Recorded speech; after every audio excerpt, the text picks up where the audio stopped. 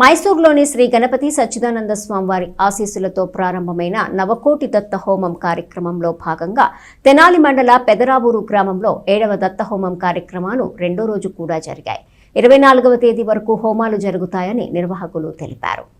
లోక కళ్యాణం కోసం శ్రీ గణపతి సచ్చిదానంద అవధూత దత్తపీఠం ఆధ్వర్యంలో శ్రీ గణపతి సచ్చిదానంద స్వామి వారి ఆశీస్సులతో జరుగుతున్న నవకోటి దత్త హోమ మహాయజ్ఞ కార్యక్రమంలో భాగంగా తెనాలి మండలం పెదరావూరు గ్రామంలో అవధూత దత్తపీఠం నందు 7వ కోటి దత్త హోమం రెండో రోజు కూడా నిర్వహించారు. దత్తపీఠంలో జరుగుతున్న హోమాలను దర్శించుకునేందుకు భక్తులు తరలివచ్చారు.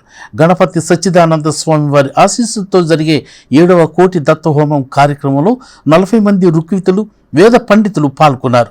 లోక కళ్యాణం కోసం సమస్త ప్రజలు సుభిక్షంగా ఉండాలని ఆశయంతో శ్రీ గణపతి సచ్చిదానంద స్వామి వారు నవకోటి దత్తహోమ కార్యక్రమం చేపట్టడం జరిగిందని పెదరావూరులో 7వ కోటి దత్తహోమం అని నిర్వాహకులు చెప్పారు. వేద మంత్రాల మధ్య హోమాది కార్యక్రమాలు ఉదయం నుంచి సాయంత్రం వరకు జరిగాయి.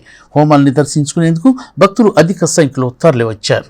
2015 జనవరి 31వ తేదీన స్వామివారు మొట్టమొదటిగా తెనాలి పాదం మోపారు.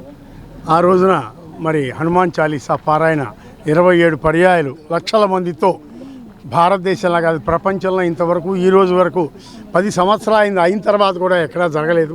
అటువంటి మహత్కార్యం జరిగినటువంటి ఈ ప్రదేశంలో మరి హనుమంతుడి దేవాలయం నిర్మించాలనే సదుద్దేశంతో స్వామివారి 10 ఏళ్ళుగా ఎదురు చూస్తూ ఉన్నారు.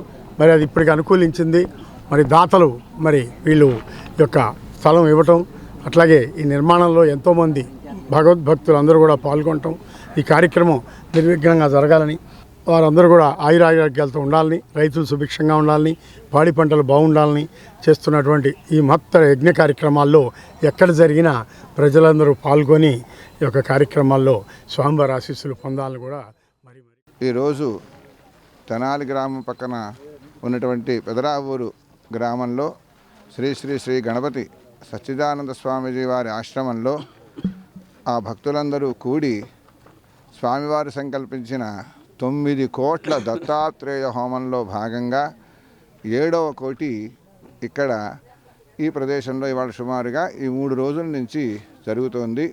4,45,000 సంఖ్యగా 4,50,000 సంఖ్యగా జరిగింది. ఇక్కడ 3 రోజుల్లోనూ 40 మంది ఋత్వికులు సుమారుగా పాల్గొన్నారు.